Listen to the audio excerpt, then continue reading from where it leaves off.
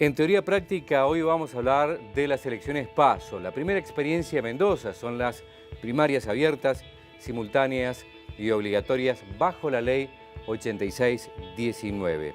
Tuvo algunos condimentos, y es que estas elecciones fueron desdobladas de las nacionales, con lo cual en algunos casos te encontraste en el cuarto oscuro con más de 40 boletas. Evidentemente que esto ha tenido detractores y defensores. Aún así el balance es positivo. Dicen los especialistas, los protagonistas, que esta experiencia hay que recogerla, pero también hay que perfeccionarla. El balance es positivo, pero aún así necesita cambios. La sanción de la ley 8619 en la provincia ha sido una de para mí, de las reformas más importantes en los últimos 20 años a nivel electoral dentro de la provincia. Lo que veo como positivo es la enorme participación, que eso es realmente lo que se busca con las primarias, y que además de poder participar quienes les interesa la cosa pública, trabajar desde lo político, puedan ser votados por todos los ciudadanos.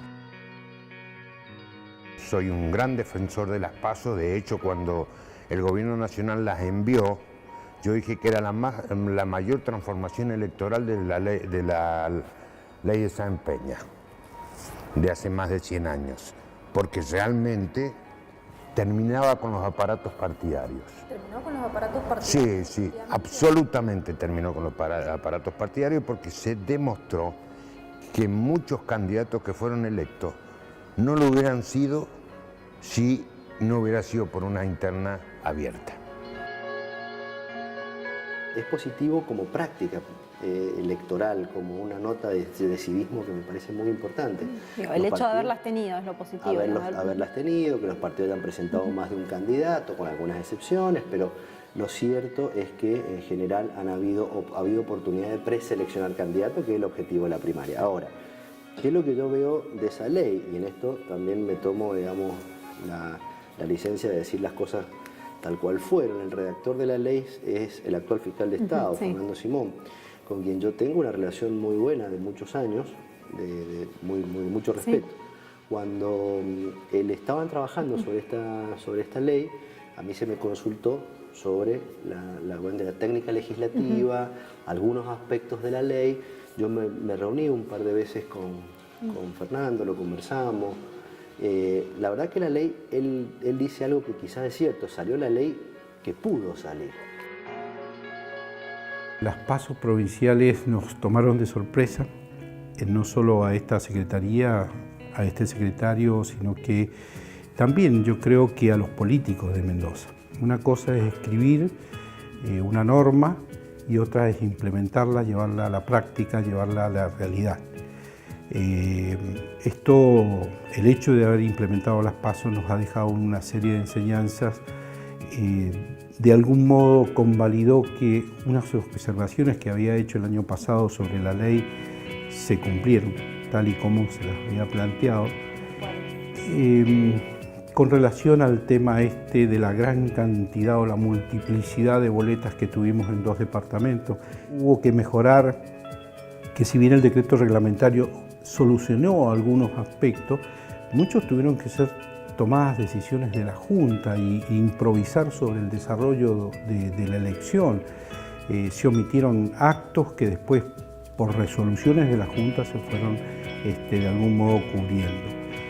A tal punto de que cuando se determinaron las fechas de elecciones, tanto de las PASO como de la general, no se tuvo en cuenta el plazo del escrutinio definitivo. Las PASO dejaron en los representantes de los partidos políticos sentimientos encontrados. Por un lado estuvieron satisfechos por haber realizado la primera experiencia de PASO, por la transparencia electoral que implicó la posibilidad de preseleccionar a los candidatos. Pero por el otro, cuestionan que muchos electores se encontraran con tantas boletas por las adhesiones que terminaron confundiendo e incluso proponen cambiar directamente el nombre de las elecciones.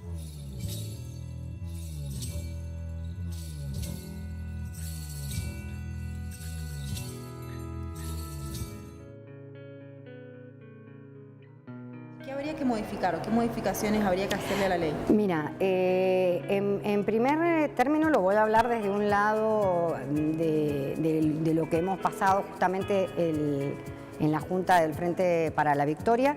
Los plazos, nosotros realmente con la gran participación que tuvimos, los plazos son muy cortos, muy breves, para poder trabajar. Nosotros estuvimos casi 48 horas sin dormir para poder corroborar las calidades y las cualidades legales y constitucionales de cada uno de los precandidatos, para pedir los informes y poder oficializar las listas. Creo que en ese sentido tendríamos que preverlo mucho más. También creo que hay que avanzar en el tema de la administración electoral.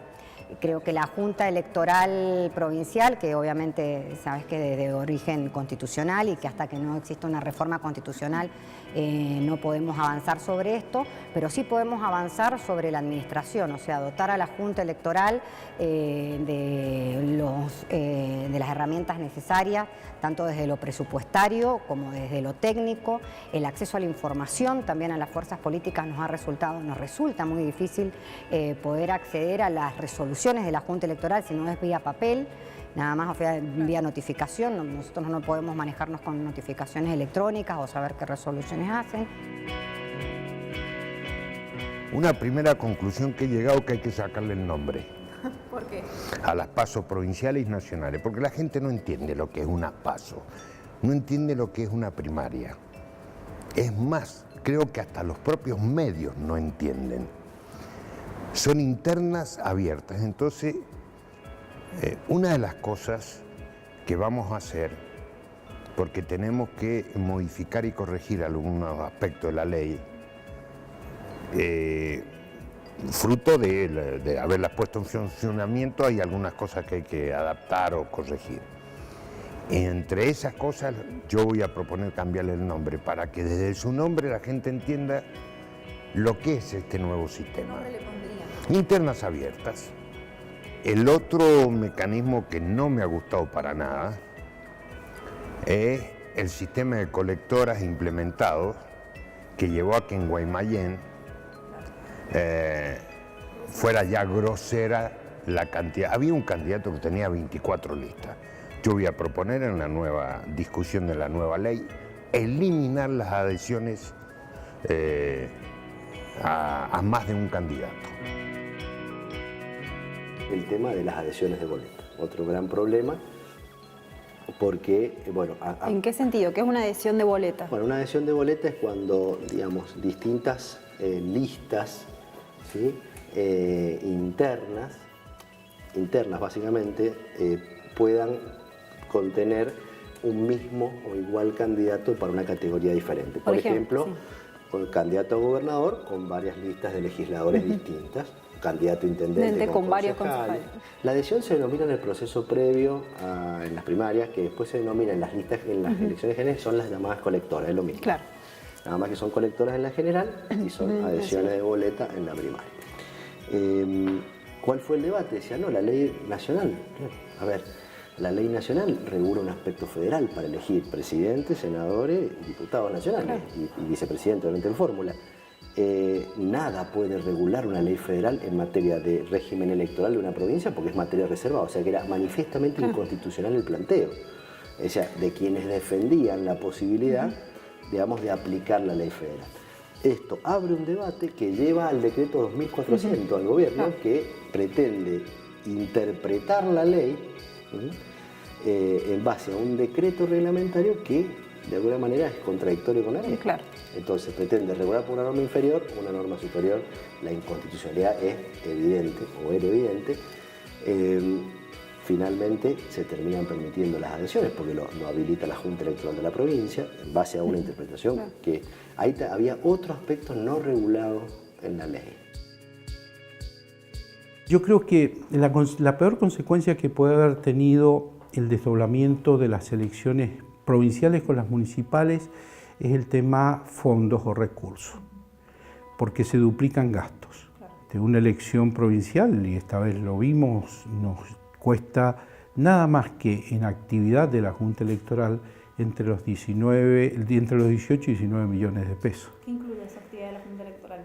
Esto es nada más que lo que actúa la Junta sin tener en cuenta los gastos por boleta, los gastos por propaganda, todos esos otros gastos que la misma ley creó y generó, y sin tener en cuenta la realización de elecciones de tipo de voto electrónico, por ejemplo. Estamos hablando nada más que los gastos de una elección tradicional.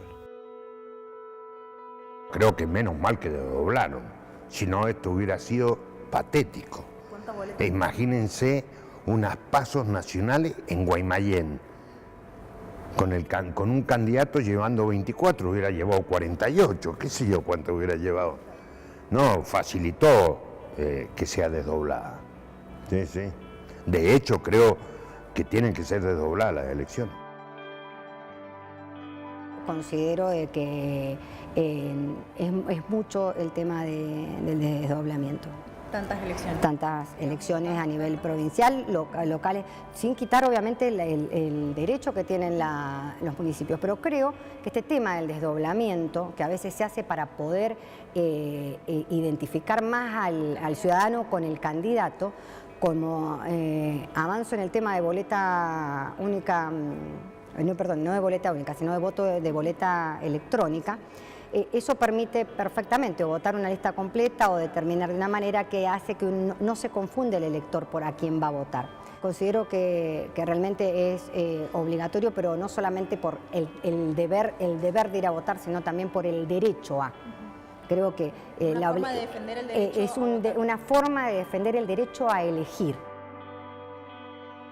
Veo positivo el desdoblamiento de la primaria entre municipio y provincia. Creo que provincia-nación pueden coincidir. Se podría analizar un poco más, depende del tamaño de las boletas o la cantidad de listas y qué sé yo, para que el elector tenga más o menos claro qué es lo que está preseleccionando. La crítica económica me parece tremendamente liviana. En el sentido de los costos que implica la elección. Y me parece aún más el decir que la gente tiene que ir mucho a votar. ¿Por qué? Porque me parece que es la costumbre cívica la que genera más costumbre cívica y más cultura cívica.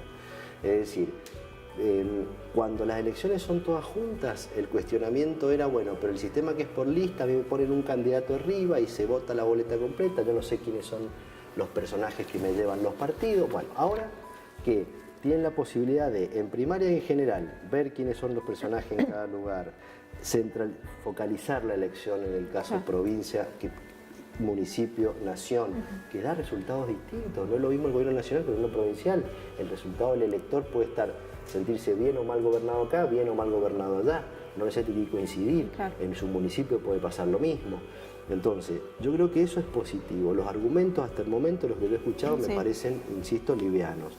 Si hay que gastar un poco más en cultura electoral, me parece que corresponde. Que vale la pena. Y que es bueno para el elector poder abrir la cabeza en esta cuestión de los distintos ámbitos,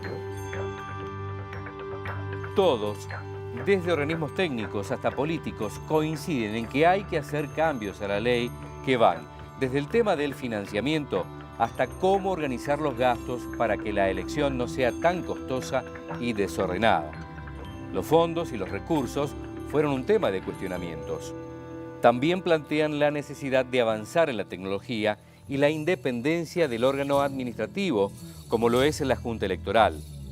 Y desde la Junta Electoral plantean directamente cambios prácticos, como el de no hacer las elecciones en invierno.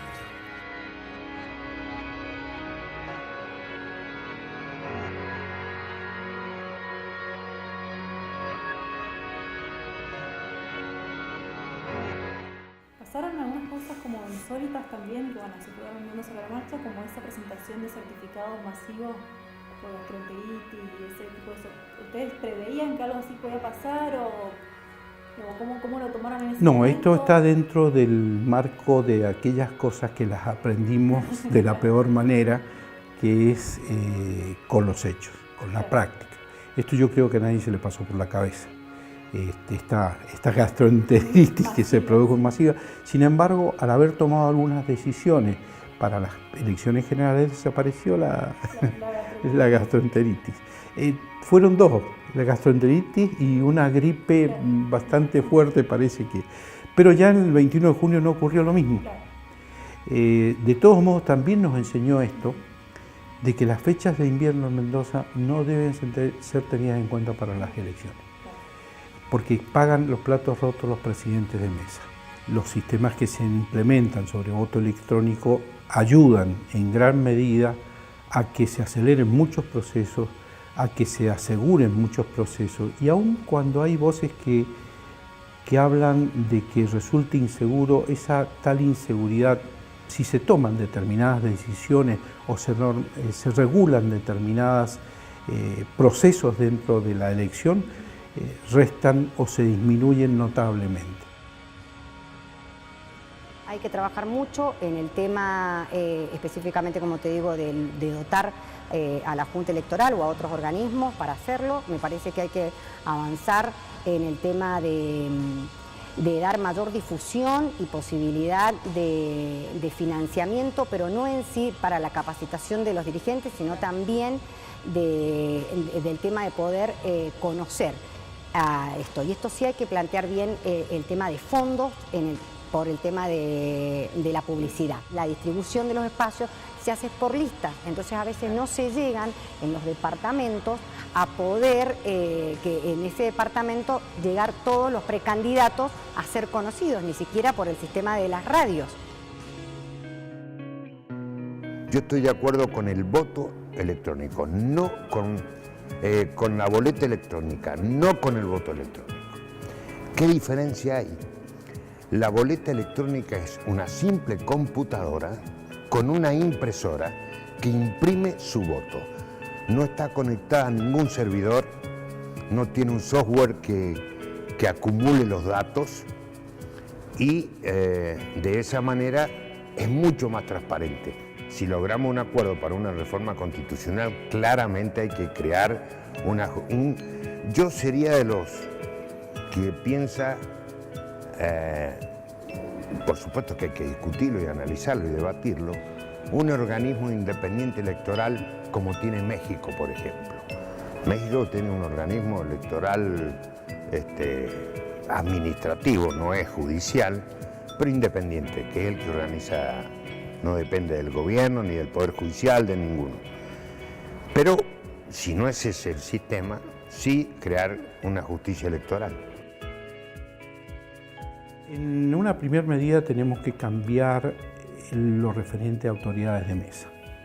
Es importante que tomemos una decisión en este sentido, o lo profesionalizamos y lo destinamos a determinados prestadores de servicios públicos provinciales. Por supuesto, podría ser pagándoles la remuneración correspondiente, otorgándole un franco, dándole puntaje para la carrera, lo que tornaría que la prestación del servicio se vuelva atractiva. No está lejos de esto también los empleados judiciales, quienes para su carrera necesitan puntaje. Entonces es una manera de darles la oportunidad de que adquieran puntaje, ganan un dinero extra y a su vez tienen un día franco.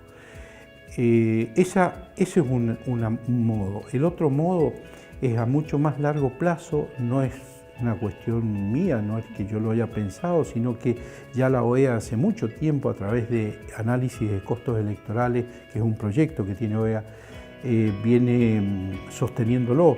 Los organismos electorales tenemos que dejar de ser meros administradores de los procesos electorales y pasar a ser educadores en los procesos electorales. A nivel de un mecanismo de selección de precandidatos, me parece que es un paso, una de las reformas más trascendentales que la provincia ha tenido. Creo que sí hay que mejorar muchísimo algunos aspectos, más que nada de mecanismos técnicos y el tema de publicidad y educación, y seguir trabajando de esta manera, sin desconocer lo que todos los ciudadanos y las ciudadanas de Mendoza han sentido, que es bastante el hecho de tener que votar tantas veces en este momento donde coinciden. Ha sido muy pesado el calendario electoral. Eso creo que hay que reverlo. Creo que de alguna manera la gente ha ido aprendiendo, y esto es una cuestión que también los distintos actores tienen que intervenir. O sea, acá la universidad tiene que informar, explicar, lo tienen que hacer los propios partidos políticos, lo tiene que hacer el gobierno, porque es el que maneja el sistema, digamos, el día de la elección. Tiene que haber información, pero también tiene que haber interés del votante. Entre elección y elección hay 2 años. Si nosotros vamos a seguir con un tal o cual método de elecciones, hay compras que se deben hacer en el año en que no son las elecciones. ¿Para eficientizar el gasto o digamos, para tenerlo ya, no tener que preocuparse en el momento del acto eleccionario de estar comprando en el último momento? Tiene los dos aspectos. Los dos temas hacen a un mejor proceso electoral. Si usted divide el gasto, no gasta tanto un año en un presupuesto y lo divide en 2 presupuestos. Y por el otro lado, yo lo padecí este año, tener que estar haciendo de secretario, comprador de implementos, tener que salir a adquirir los elementos para la elección, y es todo un problema. La participación de todo el mundo, terminar con los aparatos partidarios, casi le diría que es lo más importante. Una de las cosas que se habla y a veces desde el desconocimiento, algunos del desconocimiento, otros creo que porque lo conocen demasiado, hablan de que, inclusive periodistas que han instalado ese tema, de sacarle la obligatoriedad a las internas. No, si le saca la obligatoriedad, los aparatos vuelven a tener unos pasos sin obligatoriedad, no sirven. Mejor volvamos al sistema tradicional y listo. ¿Y qué modificaciones entonces habría que hacerle a la ley para salvar esos huecos que decía que tenía al principio, bueno, que quedaron de manifiesto en él? Probablemente lo que ya se ha podido aplicar, volcarlo al texto de la ley, el tema de adhesiones, regularlo correctamente, colocar la posibilidad de la separación de las primarias municipales y retrabajar un poco el tema financiamiento y voto electrónico. Que creo que eso sí habría que sentarse y ver más o menos un diagrama realista de cuánto se puede financiamiento, cómo se puede, cómo se debe. Ahí sí también hay una regulación nacional que puede tener que ver, influye, ahí sí, porque son medios, muchos son medios nacionales, entonces ahí hay que trabajar, me parece, la letra fina del financiamiento, y publicidad y voto electrónico. Un tema que ha quedado pendiente es la aplicación de la boleta única electrónica, algo que estaba contemplado en la ley 86/19, pero que sin embargo este año no se incorporó y permitiría su aplicación la posibilidad de hacer un escrutinio mucho más rápido, conocer con prontitud los resultados de un comicio, pero sobre todo darle transparencia. Queda como asunto pendiente para la dirigencia política, porque no solo se logra con recursos económicos, también y fundamentalmente con decisión. Teoría práctica, reflexión en acción. Hasta la semana que viene.